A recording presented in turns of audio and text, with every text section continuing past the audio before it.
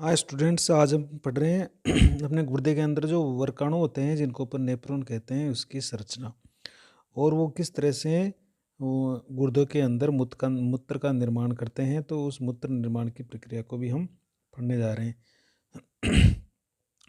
तो इससे पिछले वाले वीडियो में हमने गुर्दे की रचना पढ़ी थी। तो हमने कहा था कि गुर्दे के देखो दो भाग होते हैं, एक तो उभरा हुआ भाग होता है और एक एक धंसा हुआ भाग होता है। इस तरह से तो उभरा हुआ भाग है, एक धंसा हुआ भाग है। धंसे हुए भाग के अंदर एक खांच पाई जाती है। इस खांच को हमने कहा था हाइलम। इस हाइलम से देखो एक वर्क धमनी वर्क धमनी इसके अंदर प्रवेश करती है और ये वर्क धमनी है वो अंदर जाकर बहुत ही सारी छोटी छोटी शाखाओं के अंदर बट जाती है। और इस गुर्दे के हम अंदर वाले भाग देखें तो ये अंदर के इसके दो भाग होते हैं। इसके बाहरी जो भाग होता है उसको तो हमने कहा था वलकुट, या उसको हमने कहा था कोर्टेक्स, और बीच वाले भाग को हमने कहा था इसको मध्यांश या मेडुला कहा था, मध्यांश। और इस बाहरी वाले भाग को हमने कहा था वलकुट। तो फिर अंतिम में हमने ये पढ़ा था कि इस गुर्दे की जो संरचनात्मक और क्रियात्मक इकाई होती है वो वर्काणु होते हैं या नेफ्रॉन जिनको कहते हैं। एक गुर्दे में लगभग 10 लाख नेफ्रॉन पाए जाते हैं और वही ऐसी कोशिकाएं हैं जो कि मूत्र का निर्माण करती है। रक्त से हानिकारक जो अपशिष्ट पदार्थ है नाइट्रोजन युक्त उसको शरीर से बाहर निकालती है। तो इसमें देखो 10 लाख नेफ्रॉन होते हैं। इसमें नेफ्रॉन होता है वो देखो इस तरह से कुंडलित नलिका की तरह होता है। इसके अंदर एक अपन इसकी संरचना पढ़ेंगे तो यहाँ पर इस तरह से फिर हमने ये कहा था कि देखो ये मूत्रवाहिनी इसके अंदर है वो एक गुहा बना रही है जिसको हमने श्रोणि कहा था। श्रोणि के प्रत्येक इस सिरों पर पिरामिड्स पाए जाते हैं। तो इन पिरामिड्स के अंदर संग्रह नलिकाएं और इस नेफ्रॉन की एक जो हेनले का लूप वो पाया जाएगा। बाकी नेफ्रॉन का कुछ भाग है वो वलकुट में पाया जाएगा। तो 10 लाख नेफ्रॉन होते हैं तो हम एक नेफ्रॉन की संरचना बनाते हैं। देखो तो इस तरह से ये 10 लाख नेफ्रॉन एक गुर्दे में लगातार 24 घंटे रक्त को छानते रहते हैं और उसमें से अपशिष्ट पदार्थों को रक्त से बाहर निकालते रहते हैं जिनको हम मूत्र की सहायता से बाहर निकाल देते हैं। तो देखो आज का हमारा टॉपिक है मानव वर्काणु की संरचना। बहुत ही मोस्ट इम्पोर्टेंट है और इसको आप याद रखिएगा, बहुत इंपॉर्टेंट, परीक्षा की दृष्टि से बहुत ही महत्वपूर्ण टॉपिक है ये और बार बार परीक्षा में इससे प्रश्न पूछा जाता है। तो सबसे पहले तो देखो मानव वर्काणु, वर्क के अणु। तो वर्क का अणु का मतलब हो गया वर्क में पाई जाने वाली कोशिकाएं जो वास्तव में काम करती है। तो देखो वर्काणु का एक नाम और है जिसको नेफ्रॉन भी कहते हैं। वर्काणु को नेफ्रॉन भी कहा जाता है।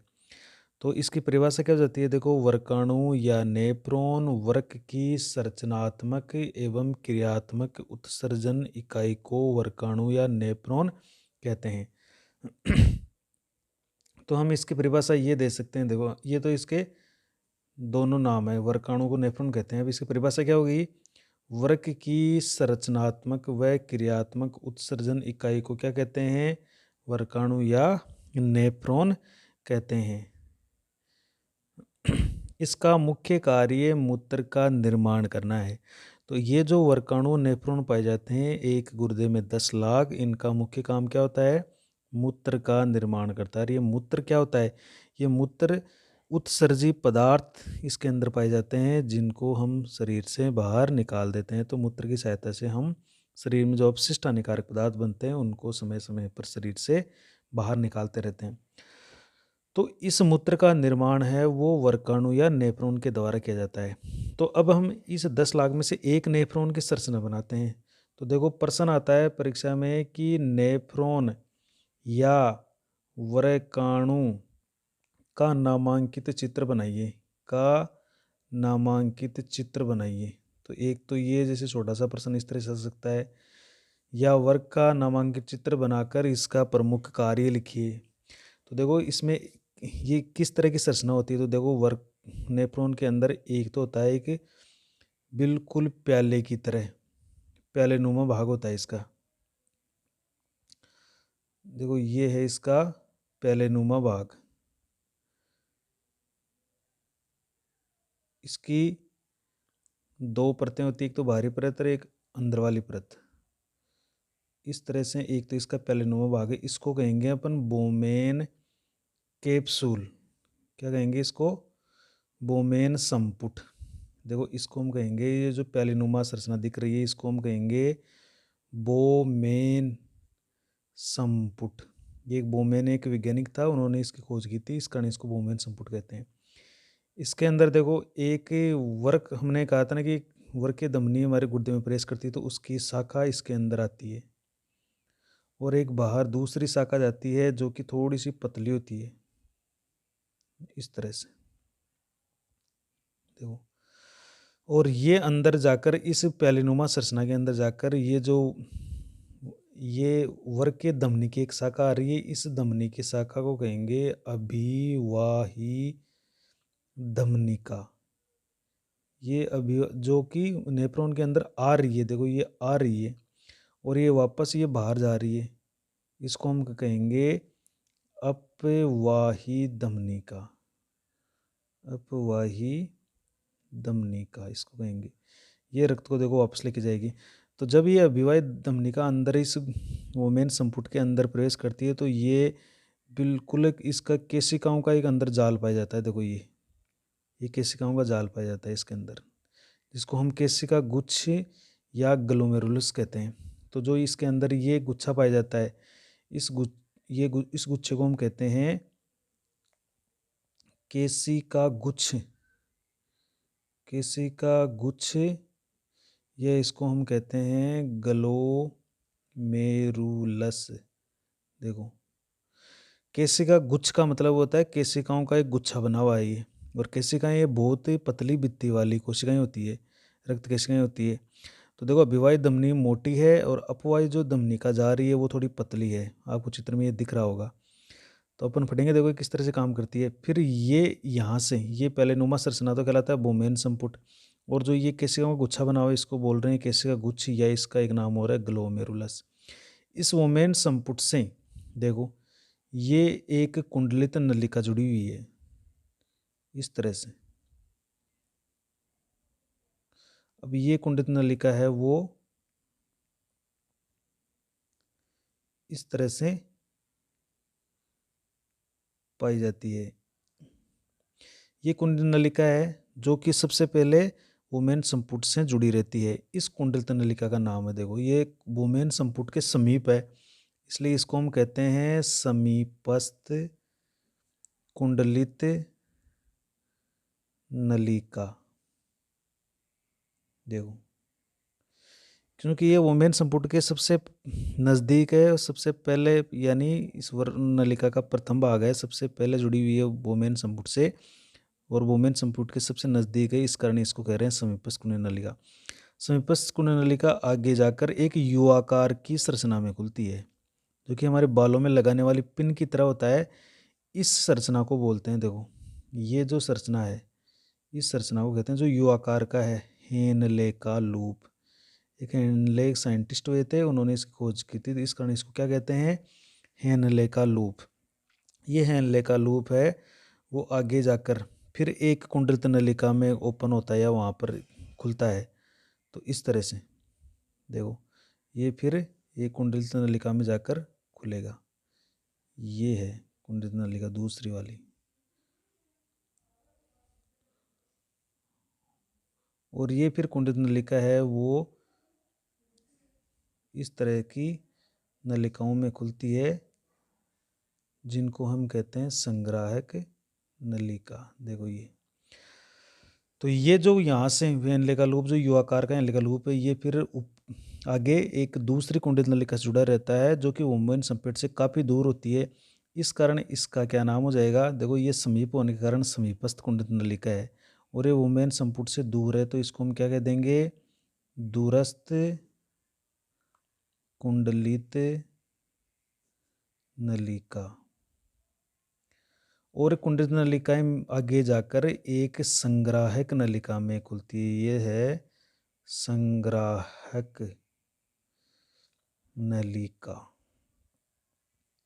तो इस तरह से हम देखें तो हमारे नेफ्रॉन के कई मुख्य रूप से दो ही भाग होते हैं। देखो एक तो ये वोमेन संपुट और एक ये नलिका नुमा सारा भाग। तो इसको हम देखो पढ़ेंगे तभी पढ़ेंगे कि वर्क वर्काणु के नेफ्रॉन के 2 भाग होते हैं, एक तो वोमेन संपुट और वर्क नलिकाएं। ये सारी वर्क नलिकाएं हैं, जिसमें सबसे पहले वाली है समीपस्थ कुंडली नलिका, यू आकार की है, उसको कह रहे हैं हेनले का लूप। और यू हेनले के लूप से आगे जो कुंडली नलिका जुड़ी है उसको कह रहे हैं दूरस्थ कुंडली नलिका। और ये दूरस्थ कुंडली नलिकाएं सभी जो नेफ्रॉन होते हैं उसकी दूरस्थ कुंडली नलिका आकर देखो यहाँ पर इन सिरों पर जुड़ती है। जैसे ये यहाँ पर आकर जुड़ के दूसरे की यहाँ पर जुड़ेगी, तीसरे की, इस तरह से यहाँ पर ये दूरस्थ कुंडली नलिका आकर जुड़ती रहती है। अब देखो हमारे अंदर मूत्र का निर्माण कैसे होता है, तो वो भी अभी अपन देख लेते हैं। देखो, अभिवाही धमनिका से रक्त ज़्यादा आया और अपवाही धमनी जो कि इसका व्यास देखो छोटा ही है, ये छोटी नली है, थोड़ी ये मोटी नली है, तो इसमें ज़्यादा रक्त आएगा, कम बाहर जाएगा, तो यहाँ पर इस वोमेन संपुट में क्या पड़ेगा, दबाव पड़ेगा। इस दबाव के कारण यहाँ पर इन केशिका गुच्छ में से रक्त है वो छनने लगता है। यहाँ पर देखो ये छनने लगा यहाँ से, और ये रक्त है वो छनकर है वो समीपस्थ कुंडली नलिका में आ गया। इस तरह से ये चलता रहता है, और ये फिर समीपस्थ कुंडली नलिका से हेनले के लूप में आ गया, और हेनले के लूप से फिर दूरस्थ कुंडली नलिका में जाएगा, दूरस्थ कुंडली नलिका से फिर ये यहाँ तक संग्रह नलिका में पहुँच जाएगा। तो सबसे पहले तो अपन देख लेते हैं इसकी संरचना। देखो, तो संरचना में ये भाग आपको बता दिया गया है, तो देखो इसको अपन पढ़ लेते हैं फटाफट कि वोमेन हमारे प्रत्येक वर्काणु या नेफ्रॉन के 2 प्रमुख भाग होते हैं, पहला वोमेन संपुट और दूसरी शुक्र, ये आपकी वर्क नलिकाएं। तो वर्क नलिकाएं या वोमेन संपुट या वर्क नलिकाएं हो गई है। अब देखो इसमें वोमेन संपुट क्या है, तो ये आपको दिखाया पहले नुमा भाग या कप के समान, जो कप होता है ना उसके समान है ये। तो देखो नेफ्रॉन का ऊपरी कप के आकार का भाग है, वोमेन संपुट क्या है, नेफ्रॉन का ऊपरी कप के समान, कप के आकार का भाग है, इसके अंदर वर्ग धमनी की एक शाखा अभिवाही धमनी का, तो वर्ग धमनी की जो शाखा है अभिवाही धमनी का वो रक्त लेकर आती है, और अपवाही जो धमनिका है वो रक्त इससे बाहर लेकर जाती है। तो देखो ये अभिवाही धमनिका रक्त लेके आ रही है, अपवाही धमनिका रक्त वापस बाहर लेके जा रही है।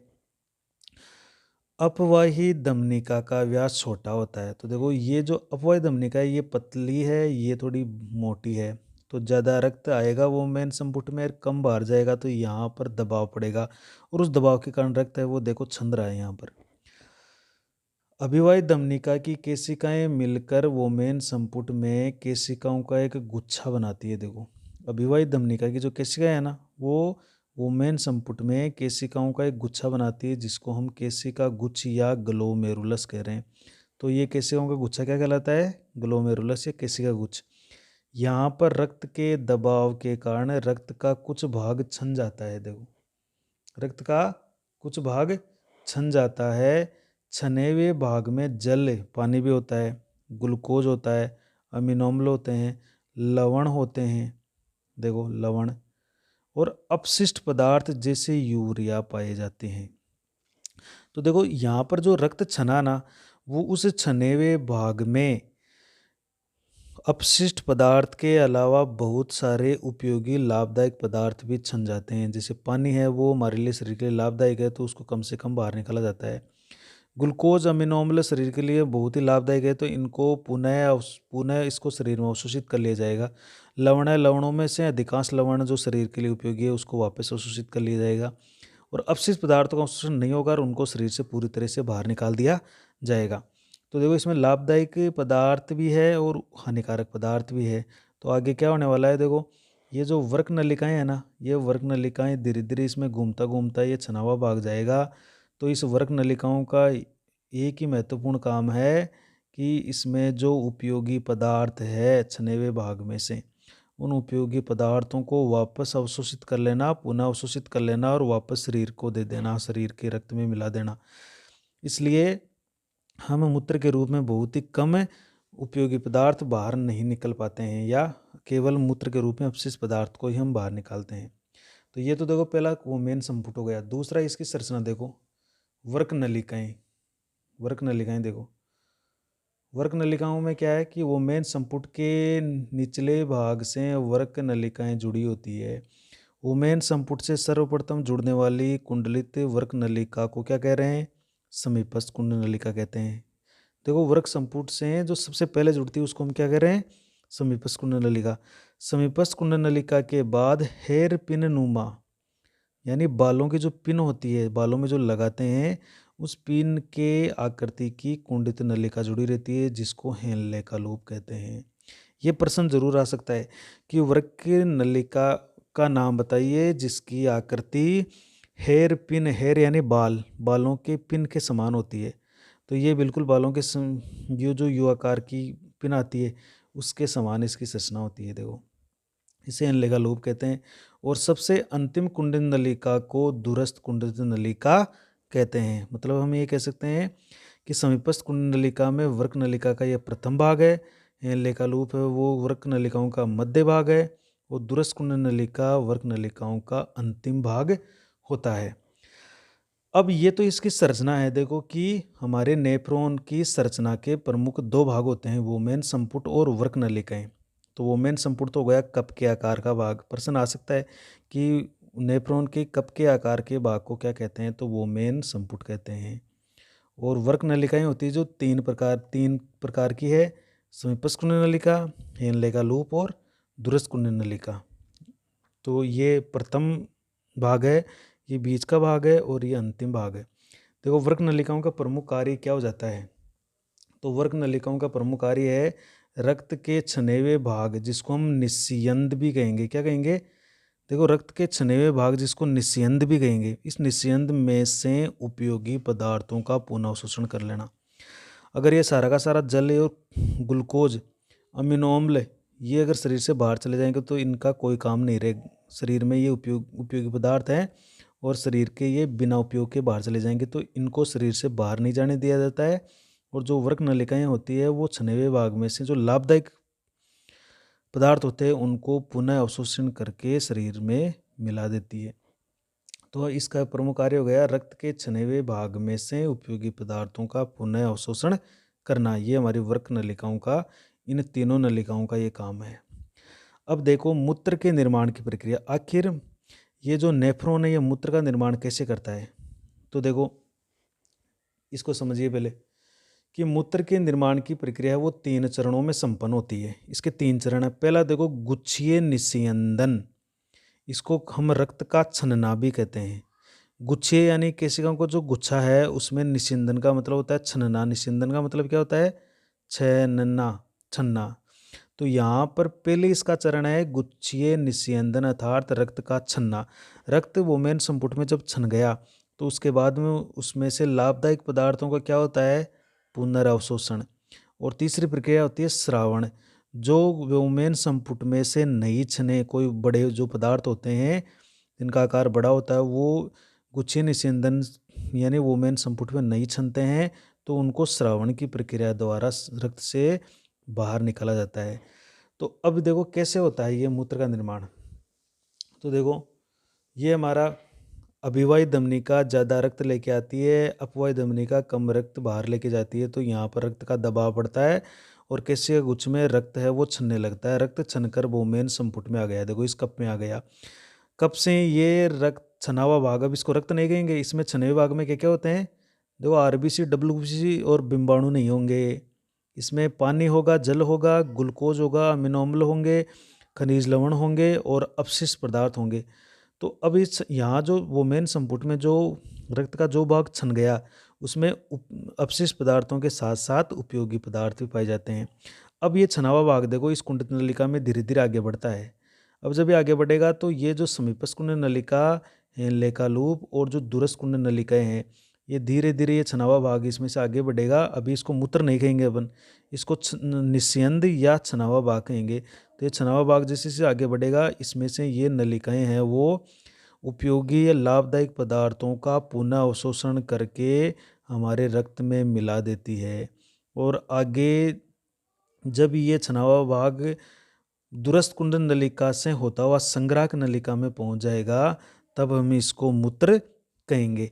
तो अंतिम रूप में जितने भी लाभदायक पदार्थ हैं उनका सभी का अवशोषण कर लिया जाता है और केवल उस छने हुए भाग में अपशिष्ट पदार्थ छोड़े जाते हैं और वही मूत्र का निर्माण करते हैं। तो 3 प्रक्रिया हो गई। तो देखो यहाँ पर छन्ना ये कहलाएगा गुच्छीय निस्यंदन। फिर ये वर्क नलिकाएं जब इसका पुनरावशोषण करती है तो इसको हम कहेंगे पुनरावशोषण। और तीसरी प्रक्रिया है वो श्रावण, जो कि अगर वोमेन संपुट में कोई पदार्थ नहीं छने तो वो श्रावण द्वारा शरीर से बाहर निकाला जाता है। तो देखो इसको पढ़ लेते हैं फटाफट। मूत्र निर्माण की प्रक्रिया देखो, जब वर्क धमनी की शाखा अभिवाही धमनिका द्वारा रक्त केशिका गुच्छ या ग्लोमेरुलस में लाया जाता है तो वोमेन संपुट में रक्त के दबाव के कारण रक्त का कुछ भाग छनने लगता है। इस प्रक्रिया को निस्यंदन कहते हैं। तो ज़्यादा अभिवाहिक धमनिका ज़्यादा रक्त लेके जाएगी, अपवाही ज़्यादा कम रक्त को बाहर लेके जाएगी, तो दबाव पड़ेगा और उस दबाव के कारण रक्त का कुछ भाग छनने लगता है वोमेन संपुट में। प्रति मिनट देखो 1000 से 1200 ml 1 लीटर से भी ज़्यादा छनता है, और पूरे 24 घंटे में लगभग 180 लीटर ये यहाँ पर छनित्र या रक्त का भाग वो छन जाता है, और मात्र 1.5 से 2 लीटर ही मूत्र बनता है। 178 लीटर को वापस शरीर अवशोषित कर लेता है, यानी 99% पदार्थों को वापस कुंडल नलिकाएँ अवशोषित कर लेती है। रक्त में देखो ग्लूकोज, जल, अमीनो अम्ल, लवण, अपशिष्ट पदार्थ जैसे यूरिया छनकर वोमेन संपुट में एकत्र होने लगते हैं और फिर वर्क नलिकाओं में से गुजरने लगते हैं। तो देखो इस रक्त के छने हुए भाग में क्या है, आरबीसी, डब्ल्यूसी, बिंबाणु ये कभी नहीं होते हैं। इस रक्त में ग्लूकोज, जल, अमीनो अम्ल, अब ये ग्लूकोज भी लाभदायक है, जल भी लाभदायक है, अमीनो अम्ल भी लाभदायक है और कुछ लवण भी लाभदायक होते हैं। अपशिष्ट पदार्थ हानिकारक होते हैं तो इनका पुनरावशोषण नहीं किया जाएगा, जबकि जो ये उपयोगी पदार्थ हैं इनका पुनरावशोषण कर लिया जाएगा। अब ये देखो वोमेन संपुट में एकत्रित होने लगते हैं और फिर ये कहाँ चले गए, वर्क नलिकाओं में से गुजरने लगते हैं। तो नेक्स्ट देखो इसमें क्या क्या होता है, ये स्थिति आती है। फिर ये छना हुआ भाग जिसको अपन निस्यंद कह रहे हैं, अब वर्क नलिकाओं समीपस्थ कुंड नलिका, हेनले का लूप और दूरस्थ कुंडलित नलिका में से गुजरता है। इस दौरान ये वर्क नलिकाएं उपयोगी पदार्थों का पुनरावशोषण कर लेती है। देखो इनका पुनरावशोषण कर लेगी और वापस इनको रक्त में मिला देगी, जो लाभदायक उपयोगी पदार्थ होते हैं, तथा अपशिष्ट पदार्थों जैसे यूरिया का पुनरावशोषण नहीं करती है। इनका अवशोषण नहीं होगा अपशिष्ट पदार्थों का।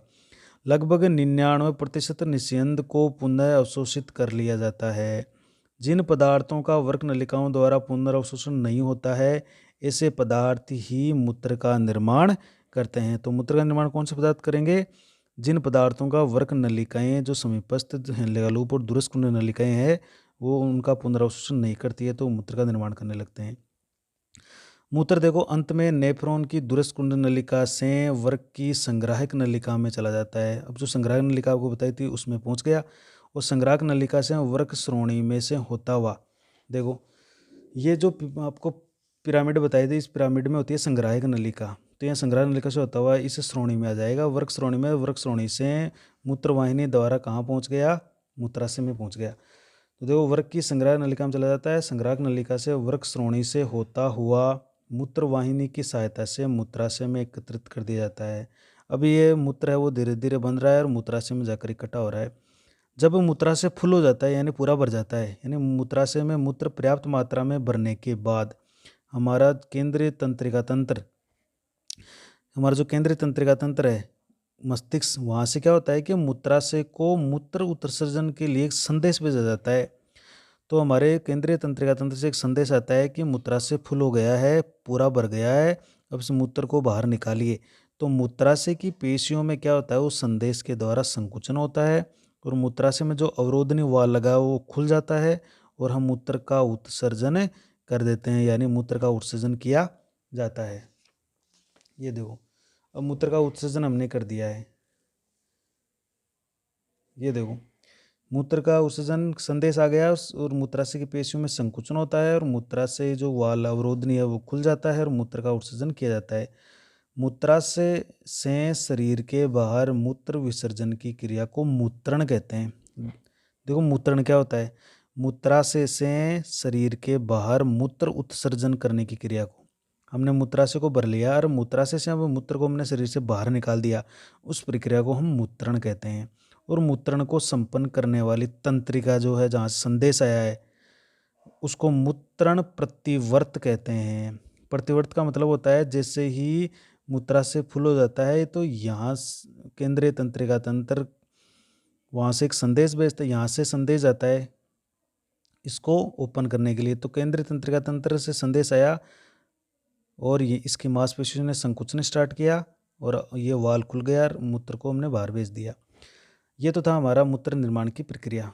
अब देखो अन्य उत्सर्जी अंग देखो जो हमारे बॉडी में पाए जाते हैं और वो भी कुछ मात्रा में उत्सर्जी पदार्थों को शरीर से बाहर निकालते हैं। जैसे हमारे फेफड़े किस उत्सर्जी पदार्थ को बाहर निकालते हैं? कार्बन डाइऑक्साइड को।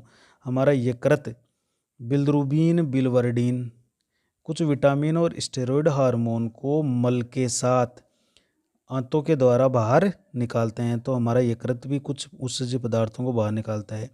ये जो बिलिरुबिन और बिलिवर्डिन है ये दोनों पीत लवण होते हैं, पीत रस में पाए जाते हैं। पीत लवण जब ये काम पूरा हो जाता है तो इनको बाहर निकाल दिया जाता है। पीत वर्णक कहेंगे इसको अपन, पीत वर्णक, पीत वर्णक। और इसी तरह से हमारी जो त्वचा है उस त्वचा देखो नमक का, यूरिया का, लैक्टिक अम्ल का पसीने के साथ उत्सर्जन करती है। तो नमक है, यूरिया है, कुछ मात्रा में यूरिया, लैक्टिक अम्ल, तो ये पसीना जब निकलता है तो ये चीज़ें इनके साथ निकल जाती है। तो हमारी त्वचा भी एक श्वसन अंग की तरह काम करती है। ये देखो इसके अलावा हमारी जो आंत है, आंतर वो मल का उत्सर्जन करती है। किसका उत्सर्जन करती है? मल का उत्सर्जन करती है। तो गुर्दों के अलावा फेफड़े, त्वचा, आंत, यकृत ये भी कुछ ऐसे अंग है जो कि उत्सर्जन का कार्य करते हैं। तो आज के वीडियो में हमने उत्सर्जन जो तंत्र था वो पूरा पढ़ लिया है। इसका एक महत्वपूर्ण प्रश्न ये बनता है कि नेफ्रॉन की नामांकित चित्र बनाइए, नेफ्रॉन के कितने भाग होते हैं और मूत्र की निर्माण की क्रियाविधि को समझाइए। और एक छोटे प्रश्न इस तरह से आ सकते हैं कि वर्के नलिकाओं के नाम लिखिए या कपनुमा, नेफ्रॉन के कपनुमा भाग को क्या कहते हैं। इस तरह का प्रश्न परीक्षा में पूछा जा सकता है। इसके अलावा जैसे एक वो आपको बताया था हेनले का लूप, बालों की पिन या हेयर पिन की जैसी आकृति का कौन सी वर्क नलिका पाई जाती है, तो वो हमने कहा वर्क नलिका हेनले का लूप।